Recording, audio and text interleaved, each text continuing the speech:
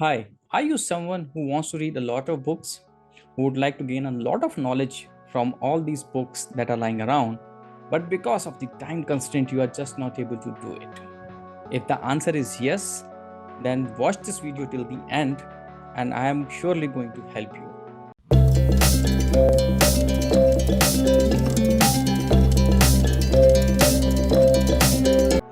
Hi guys, my name is Lalit Kumar Hundlani. I am a life transformation coach, career growth expert, and internationally best-selling author, a corporate trainer, and a motivational speaker. So from today, I am going to start with a series where in each episode, I am going to cover one bestseller, one time-tested classic book, and share with you the key nuggets, wisdoms, lessons, or insights with you that will help you in getting the juice out of that bestseller without really spending too much of time reading it. Isn't it interesting? I'm sure you will find it interesting. Before I begin the first episode and share with you my key insights and lessons of the first book, which is 7 Habits of Highly Effective People. Yeah, that's the book which we are going to cover today. I would like you to subscribe to the channel just in case if you haven't done so, and also press the bell icon so that you get notifications as and when I'm uploading new videos. So it's a journey of 50 books that starts today. So without much ado, let's get started and let me share with you the first book, 7 Habits of Highly Effective People. Now, there could be a possibility that you have gone through this book sometime back or maybe early stages of your career. Someone would have suggested to you. Nevertheless, you don't remember what you learned. So this video is going to help you there, right? So let's get started and let me share my screen with you and the infographic that we are going to use to explain the concept. Okay, so I'm sure you can see the screen that I have shared with you. So in this book, let's talk about the character-centric habits that have been described in this book. Whatever we do, the first thing that we need to develop is our character. So the 3 keystone habits which this book speaks about is first, be proactive. Now there are two types of people in this one. One, reactive, other, proactive. Now reactive is someone who waits for the situation to happen, circumstances to happen, things to come their way, and then only then they take action. Proactive people are such who can anticipate the challenges, prepare themselves, and before even problem reaching them, they reach out and start taking action on a proactive basis. Even at the workplace, proactive employees are preferred over the reactive employees, and that's the truth. Keystone habit number 2 for character ethic is focusing on result. Before starting to do anything, it's very, very critical and essential that we begin with the end in the mind. What is going to be the outcome of your action? How is it going to impact the kind of results that you are looking for? Unless you have assessed that, just starting on with the action is not really going to help you. I see many people who tend to take action without really realizing how this action is going to be connected to the ultimate outcome. So, habit number 2 is focus on result. Habit number 3, put first things first. What it essentially means, schedule your priorities. As a coach, when I interact with people, many a times I see them struggling to set the priorities right. While they would like to achieve something, but they spend most of the time doing the things that are just not related to their ultimate objective. So the priorities needs to be aligned with what is it that you are looking to achieve in your life. So that's the keystone habit number 3 to build the character ethic.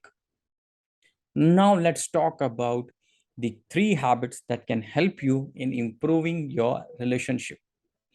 Relationship, I am sure you would agree, is a key cornerstone of whatever we are looking to achieve in our life, whether it's the personal or the professional front. Unless you have relationships in place, unless you have the right kind of relationship with the people around you, you might be struggling to achieve the things. So the first habit is think win-win. Whenever we are entering into a relationship with someone, whether it's between an employee and an organization, whether it's between a customer and a company, whether it's between a seller or a buyer, or it's between two individuals, one needs to always think in terms of how both parties can benefit. Once you are engaging into a relationship, how you can carry forward the things in such a way that it's not just benefiting one party.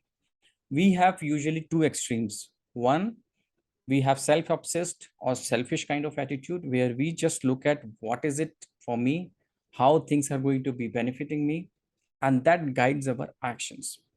On the contrary, on the other hand, we also have a scenario where we tend to become too sacrificial. We tend to give up on the things just in our urge to make others happy, which doesn't works, because even if we do that, at the back of the mind somewhere that thought is that we sacrifice so many things for somebody. We are expecting things to happen, and when these things don't happen the way we are expecting them to be, that leads to strain in relationship. So always think for something that is going to benefit both the parties. Habit number 2 is listen first and then speak. Listening is the most required skill in these times. However, most of the people either don't listen or they listen to speak.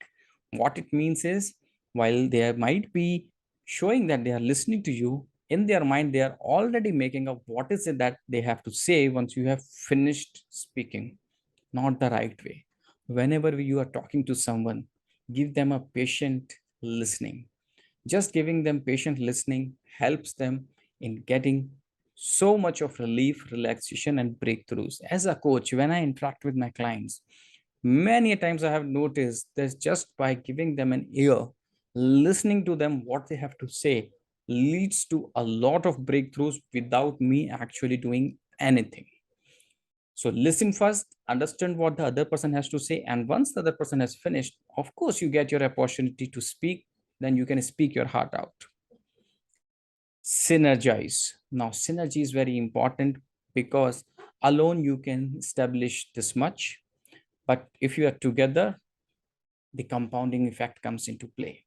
As it is said, many a times the whole is more than the sum of its parts. So what it says, 1 plus 1 can be 2, or 1 plus 1 can be 11 also, depending upon the kind of competencies you bring together, what kind of synergies you are able to create, and that is what creates the magic. So whenever you are working in an environment, whenever you are associating yourself with people, look for synergies that can help in creating a magical output for all the stakeholders involved. Now let's talk about 3 techniques to achieve your goals. The 3 techniques that help you in achieving your goals. First, determine what are your wishes, goals. What is it that you are looking to achieve?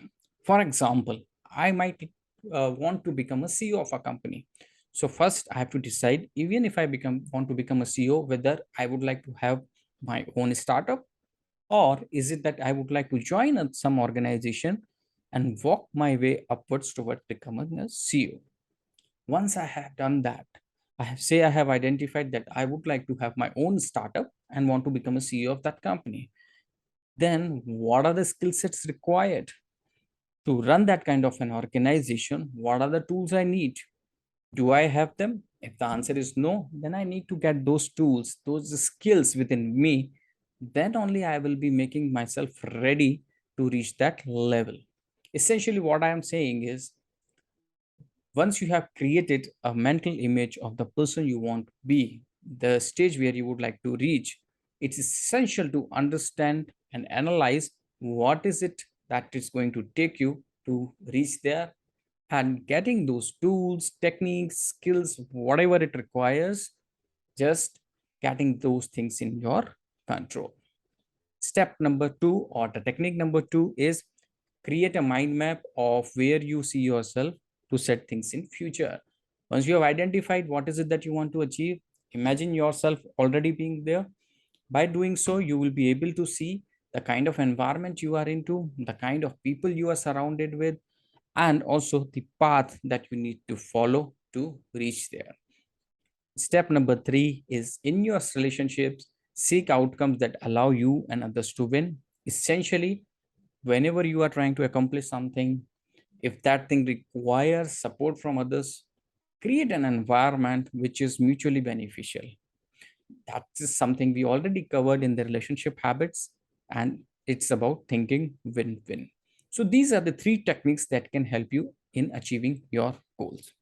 Let's move on and now look at what are the key learnings or insights that this particular book offers. The number one insight is focus on things you can control. When I talk to people, I coach them. Many times I find people who are excessively obsessed or focused on what's not in control. So they blame external environment, they blame government regulations, legal environment, economic policies, financial environment, everything, but they don't really look at things that they can control, how they can better align their organizations to perform better in the ongoing scenario. What are the opportunities that have been created by some change? And that is why when the focus is outwards on the things that are really not in our control, we tend to take either no action or an action doesn't give the results. So focusing on things you can control allows you to change the things you can't. And I am a firm believer of that. Number two, practice empathic listening. Now, this is somewhat connected to the habit of active listening that we have already covered. If we are just able to listen to somebody with empathy, that allows that person to pour their heart out to you. It helps in developing long lasting relationship. It helps in building better communication, because once you are able to listen well, then you are able to respond well, and in on those terms that the other person will be able to relate to you better. Insight number three, rethink your lifestyle. Essentially meaning whatever you are doing, whether your interests, hobbies, your habits, are those things aligned to your outcome of the life, the thing that you would like to achieve in your life? If no, then maybe there are some changes that you need to include in your lifestyle. Your overall lifestyle needs to be aligned to your objective, your outcome. And once you are able to do that, that is what makes it possible for you to achieve the things much easily, much conveniently. Insight number four, develop your character. We had already delved into the first part while we were going through the learning, the habits to build your character. The essential thing is to use those habits to develop your character, paying more attention to how you can better yourself rather than expecting others to change. Because if you are able to better yourself, if you are able to continuously improve you as a right kind of a human being with the virtues of humility, integrity, courage, and empathy, that is what is going to take you forward. You can't really change anyone but yourself. Insight number five, which is craft a personal mission statement. Ask yourself, what do you really want in life? If you don't have any mission, you might be going with the flow. You might be doing your daily chores, but it won't give you a sense of fulfillment, a sense of purpose. I meet many people who are doing pretty well in their jobs, are having proper lives, but after a point, that emptiness comes into play where they feel what is their purpose, what is their mission in life, they are not really clear. And that's a situation that leads to a situation of hitting the glass ceilings where you lack clarity to move forward. So, have a personal mission statement that really allows you, drives you, motivates you to move forward consistently in your life. Insight number six, which is never give advice unless you ask. Personally, if anyone gives me an advice which I have not asked for, I don't like it. Similarly, I have felt on many occasions that if I am giving advice, suggestion to someone when they are least expecting it, that doesn't really work. It's a waste of energy for me while the other person is not really receptive. So while you are engaged with someone, Let the other person come to a point where they are actively seeking your suggestion or advice. Because once that happens, they would be more receptive to what you have to say. And that's what going to help them. And the conversation will lead to a point where when you are ready to give advice, other person is receptive. And that's where the action actually happens. That's where your suggestions are more valued for.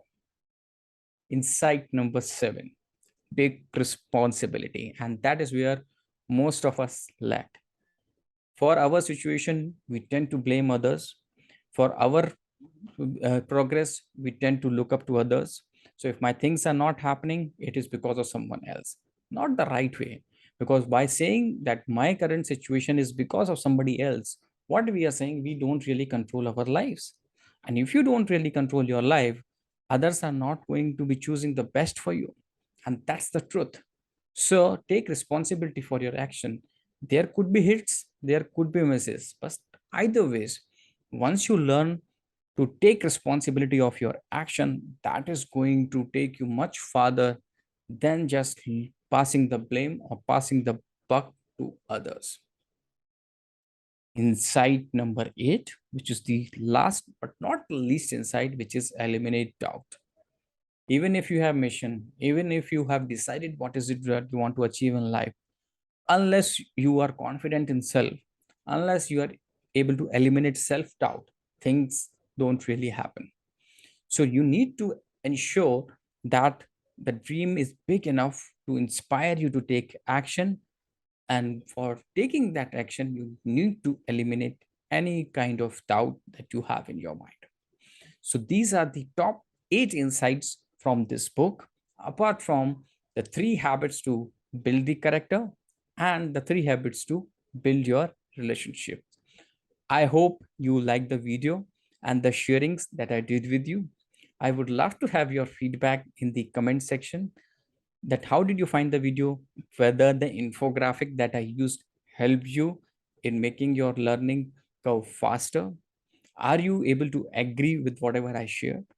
I will be back soon with another book and another similar kind of infographic where I'm going to share my key takeaways, key learnings from that particular book. Having said that, if there is any specific book that you would like me to cover, you can go into comments and share. I would try to go through it and share my takeaways of that book as well. And before signing off, if you like the video, don't forget to press the like icon. Also share your comments. And till now, if you have not really subscribed, please go ahead and subscribe it. I will be back soon with another video of another book. Till then, take care. God bless. Bye bye.